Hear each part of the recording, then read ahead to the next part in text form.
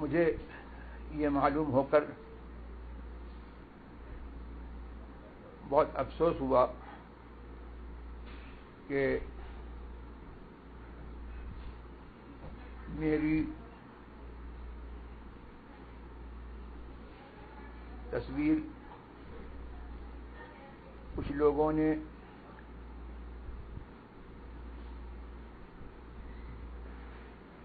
میری مرضی کے بغیر، اور مرضی تو اس میں ہو ہی نہیں سکتی، میرے انجانے میں کچھ لوگوں نے میری تصویر کھینچ لی ہے، اور کچھ لوگ اس کو اپنے پاس رکھے ہوئے ہیں، اور اس سے بڑھ کر کے یہ بہت بڑی سازش ہے کہ اس کو انٹرنیٹ پر ڈالا ہے، اور اب یہ کہا جا رہا ہے کہ چونکہ ہم نے ان کی تصویر انٹرنیٹ پہ ڈالی ہے اور وہ اس سلسلے میں خاموش ہیں، لگتا ہے ان کو اس سلسلے میں تحقیق نہیں ہے۔ الحمدللہ میں نے ویڈیو اور ٹی وی کی حرمت پر جو کچھ لکھا پوری تحقیق کے بعد لکھا، اور آج تک الحمدللہ وہ امر منقح اور محقق ہے،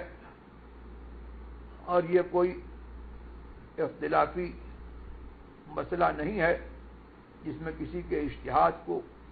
یا اختلاف کو گنجائش ہو، اور آج کل تو دور اجتہاد کا بھی نہیں ہے۔ ہاں، نام کے مفتی اور بہت بڑے مجتہد دعوے دار اب ضرور پیدا ہو گئے ہیں، اور وہ شہرت پسندی کے لیے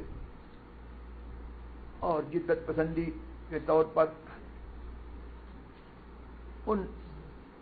معاملات میں اور ان مسائل میں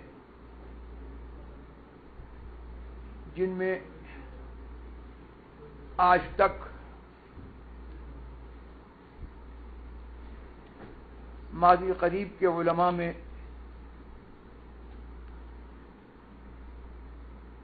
اتفاق اور اجماع و اتحاد چلا آیا، اس میں زبردستی مداخلت کرتے ہیں اور اختلاف کا دروازہ کھولتے ہیں۔ ایسے لوگوں کا اختلاف درخور اعتنا نہیں ہے،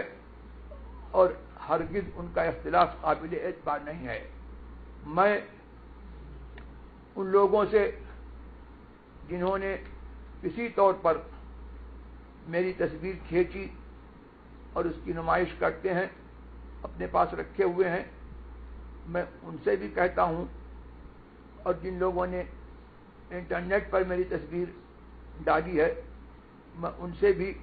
اپنی برہمی کا اور ناراضگی کا اظہار کرتا ہوں، اور سب سے میرا یہ مطالبہ ہے کہ میری تصویر یکلخت وہ ڈیلیٹ کریں، محو کریں، ورنہ مواخذہ ان کے اوپر ہوگا۔ مجھے جو کہنا تھا اور جو میری ذمہ داری تھی، الحمدللہ وہ میں کہہ چکا اور پوری کر چکا۔